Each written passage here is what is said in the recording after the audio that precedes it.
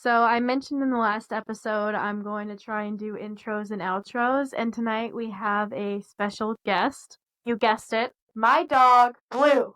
Do you want to say hi to everybody?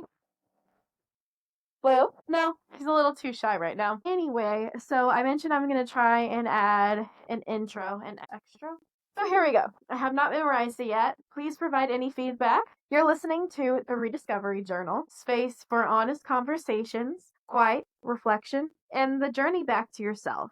I'm your host, Sophia, and each week we will explore what it means to heal, grow, and rediscover who we really are, one story at a time. Thanks for being here. Let's begin.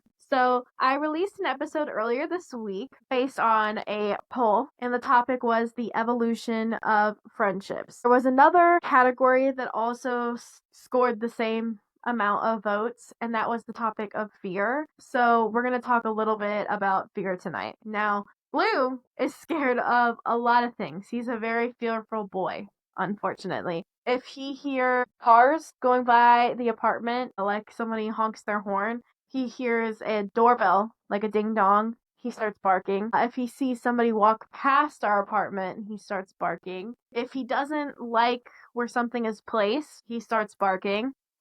And let's see. If he wants attention and he's not getting enough of it, you guessed it, he starts barking. So it's interesting to me that people aren't the only ones that have fear. And this specific topic is relevant to animals as well and pets. Right, Blue? Right, Mom?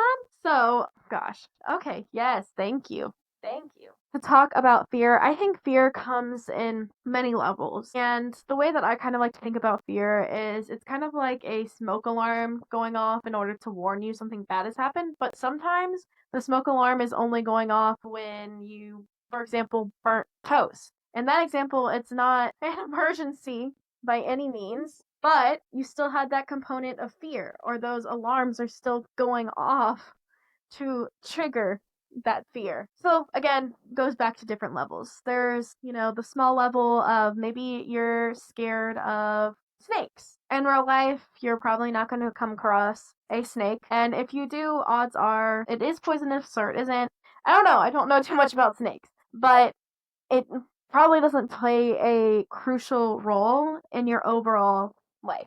Then we move to medium fears, and that could be something more like the fear of heights. With the fear of heights, you might, for example, not go on a roller coaster, or maybe you don't like to fly because you have that fear of heights. And it affects your life a little bit more than your fear of snakes or spiders or insects. Then we have high level fears, which is things like the fear of death or the fear of unknown, the fear of failure. And those I feel like play a lot more of a drastic role when it comes to our overall life. Now, one reason I think the fear of failure is so prevalent in a lot of people goes back to school. And this is actually an example I talked with someone else about, I think earlier this week, but it was on a different topic. So it wasn't exactly related to fear, more so failure and trying new things. So I guess correlated. Anywho, when it comes to school, if you have a course that you fail a test in, it's seen as you don't understand the content, you really need to brush up more, you're not doing well, you failed. Versus in real life, when we fail, we look at it as a lesson. It's something that we learn from and we grow from, and it helps us to find or discover a better version of ourselves. Now, I've heard the saying, nothing, well, I think that this is how it goes. It's like, nothing worth doing is ever easy. And I think that goes back to fear because most of the time, the things that we want in order to get to that path, we have to do something that scares us or that we're afraid of. Unless you're one of those lucky people who pretty much isn't afraid of anything. I am unfortunately not one of those people. The fear of failure weighs heavily on me, and I don't know if part of that is because I'm an only child and I don't want to let my parents down. That's one of my biggest fears. I don't want their legacy to be that they had a kid and she didn't amount to much. I want them to be proud. And I'm not saying that they've ever said to me, hey, we're not proud of you or anything like that. I know that they want the best for me. I want them to know that them having me wasn't a waste. Then there's also the fear of failure for myself. I mean, I want to have a good life. I want to make a difference. I want to enact positive change where when I leave this planet, I leave it better than when I found it.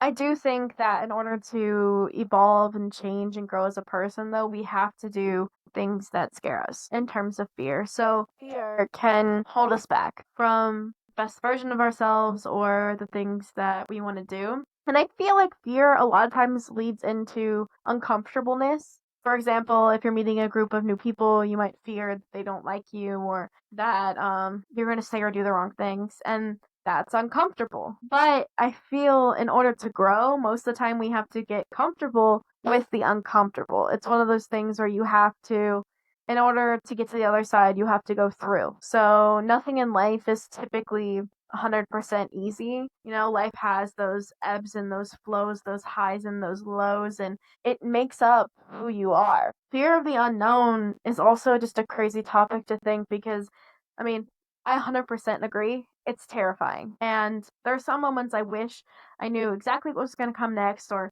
when I knew when different moments in my life were going to happen or come, because then I couldn't be afraid of what was going to happen next. If we knew every single moment of what our life was going to be before it happened, how is that a life worth living? It takes the fun out of life because you know what's exactly around the corner, when you're going to meet the greatest friends that you're ever going to have, if relationships that you have are going to fail. Maybe you don't even bother with them anymore because you just feel like, what's the point if it's going to fail? And yeah, that could then end up changing things in and of itself. But if you knew when the moments of your lives of good and bad things were going to happen, I feel like it can change your momentum of how you see the world. Like, what's the point of trying when you know something bad is right around the corner? Or I don't have to try that much because I know this amazing, great thing is going to happen to me on September 10th, you know, different things like that. Versus living in the unknown means that you can have all these amazing experiences that you don't expect to happen to you. Yeah, of course, everyone in their life has moments of negativity or moments that bring them down, but it's those unexpected moments of joy that really make life worth living, at least for me. An example or like a main thing I can think of is, I think I mentioned this in the last episode, but I had a friend send me a care package because she saw something that made her think of me, and it was the highlight of my week getting that, because people don't have to think of you, and when they do, they don't have to let you know that or send you something just because. I don't know if part of it is fear of the unfamiliarity, but I think it's really amazing to feel or see firsthand that someone cares about you, especially when it's in a situation where they don't have to or they aren't necessarily expected to have to care about you, right? Like you would hope, or like society tells us, like, okay, yes, your mom and dad should love you. And I know that that isn't always the case in specific circumstances, but it's not always necessarily expected that friends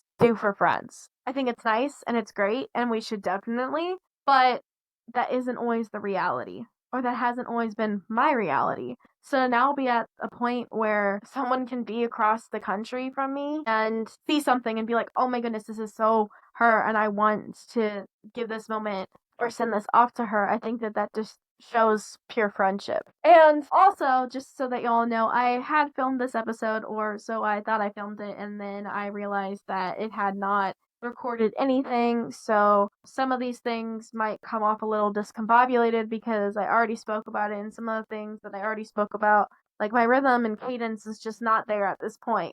But I think fear has a big impact in a lot of people's lives. For example, I think a lot of people my age, society has kind of told, okay, when we were at a young age, like, you need to know what you're going to do for the rest of your life. And so I thought I had to have it all figured out at 17. I went to school for what I thought I wanted to do. Then I started a career in what I thought I wanted to do. And now I'm at the point of pivoting and realizing that what I wanted to do isn't, or I don't think that that is actually the path for me at this point. So now, as I mentioned, and I believe episode 2 with Ellie, I'm in my pivoting area. I'm pivoting and looking at careers that I think fit who I am as a person and my transferable skills. And it's scary and fear driven because I don't know where my life's going to take me, and I feel like for every other aspect of my life I've had or tried to have a plan. And this is a moment of my life where there isn't an exact plan or correlation, planned out next step of where I'm going to be and how I'm going to get there and what I need to accomplish to get to the next steps. And if you ask a lot of people, normally they'll say things to you like, "Oh, how could you not have a plan? Everybody has a plan. You're supposed to have a plan." And I think that that's just how we learned that life should be, is that in order to do one thing, you have to do another thing that leads into another thing to get you to what you want. When honestly, I don't think life is very linear. It bounces up, down, all around. It's kind of like if you're from like the DVD ages, if you had that DVD pause long enough, it would have that like symbol kind of bounce around all over the screen, and then every now and again it would hit in that corner, but you didn't know when that moment was going to be, and it was super rare. That's how life is. You can't predict where you're going to go next. If you could, it may be a talent, because I think a lot of people I know don't necessarily know what they want for the rest of their lives and what they have to do at this point to get there. And that's okay. Like, it's okay to not have it figured out. I understand the fear in it because I'm in that fear phase right now of not knowing what's going to happen next in my life. But it's also an opportunity to push myself and see what's next around the next turn or aspect and where my life's going to take me from here. And most likely, I have more time to figure out who I am and what I want and what is the right path for me, because at the end of the day we spend so much time with ourselves 24/7, you could almost say, that the only person's happiness that should really matter is our own. And we shouldn't be living our lives for other people because we're afraid of letting them down. We should make decisions based on what's best for us. And for me, that's terrifying because I love doing things for other people. But as I mentioned, I think in another episode, I'm trying to give myself the same amount of respect that I give other people. And in order to do that, I also have to make decisions for me because it's something I want, not because someone else wants it for me or because I'm doing it to make someone else happy. I need to do things because they bring joy to me and also bring good things to my dog. Don't get me wrong, I love him. I want the best for my child. Moving past that fear and going through that fear is what gets us to the point where we can be a stronger person. We can have stronger bonds with people. We can take more risks that we weren't expecting. And I'm not saying like crazy risks like jumping out of a plane without a parachute. Obviously, I wouldn't recommend that. But when I say risks, I mean taking chances for ourselves that we once wouldn't because we were too afraid. That's a place I think that fear can very easily take people, is to a place where we don't trust ourselves. We get into these phases where we believe that what we do isn't good enough. Anywho, to talk about a fear topic, when I first started this podcast, I was afraid.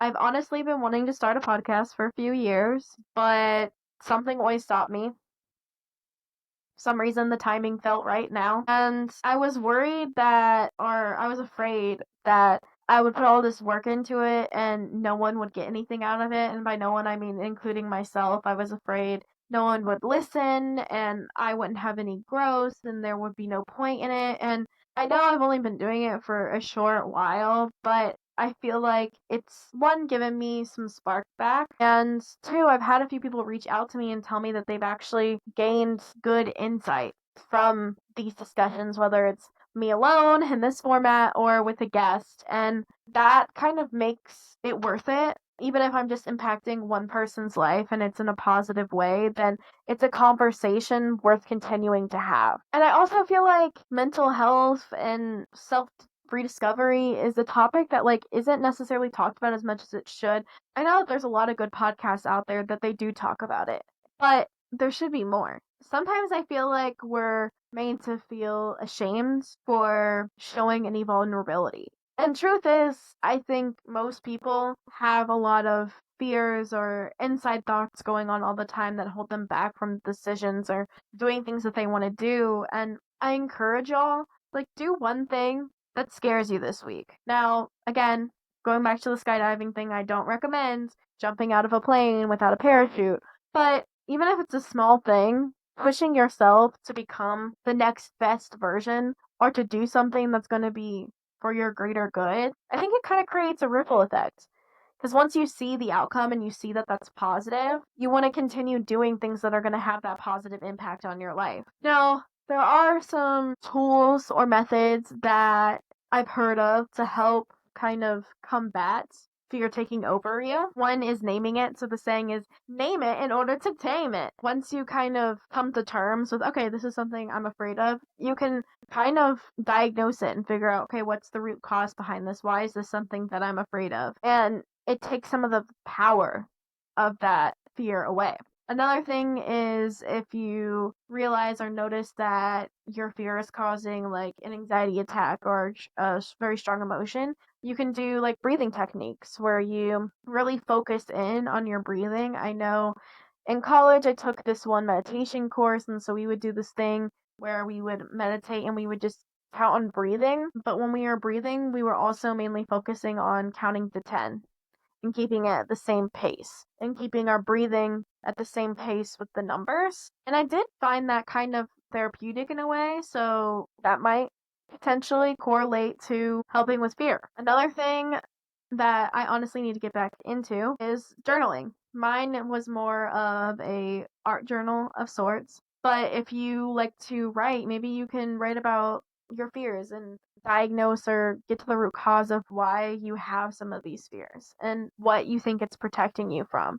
So instead of looking at moments and wondering what would happen if we changed our actions or we said something, did something different, why don't we just think about, okay, how did this lead me to who I am now? Or what if it does work out? What if this led me to the moment where things are actually going to come out in my favor? We have control, in a way, over how we feel about things. At least we have control over how we work through how we feel about things, how we express those feelings. And by being vulnerable and taking those moments to address how we're feeling and why we're feeling that, it gives us more power and the fear less power. And that's powerful. Huh, okay, I just kind of said power again, but it gives us more strength. Another thing or something I challenge people to do is this week, write or talk to someone about a fear you've been avoiding. Why do you have this fear? What does it say? What do you want to say back to it? And how has this impacted your life of where you are right now and where the trajectory of your life is currently going? And hopefully this will give you the ability to then take control in that situation and not let the fear control you. Because honestly, you're stronger than you think. I think most people are. And if you take the energy and the time to put in to make sure that you're putting yourself first and you're putting time into taking some of these negative influences out, it can have a positive impact as to where you're going to go next with your life. And also to kind of just recap, I guess, on things where I've been recommending or I've been trying to do. I'm still doing the mirror exercise every morning. I now added positive affirmations all over my apartment to remind me of the amazing parts of myself and the parts that I should really put more of an emphasis on. And now this week, I challenge you to focus on fear and, as I mentioned earlier, do something that challenges you, that you're a little afraid of. Again, not dangerous, just something that you don't feel comfortable doing, but you know it's going to push you to the best version of yourself. And I haven't come out with an outro, or I haven't decided on an outro yet, just the intro. So thank you so much for joining me on this week's episode of the Rediscovery Journal. I would love to hear from people in terms of if there's any topics specifically that y'all want discussed, as well as your thoughts on any of the different challenges, if y'all have done them, if they've been helpful. I would love for y'all to like post a comment so I know if this is actually positively impacting more than just the one or two people who directly uh told me it had a positive impact on. Okay. Awesome. Thank you. Have a great Tuesday or whatever day you're listening to this. Bye.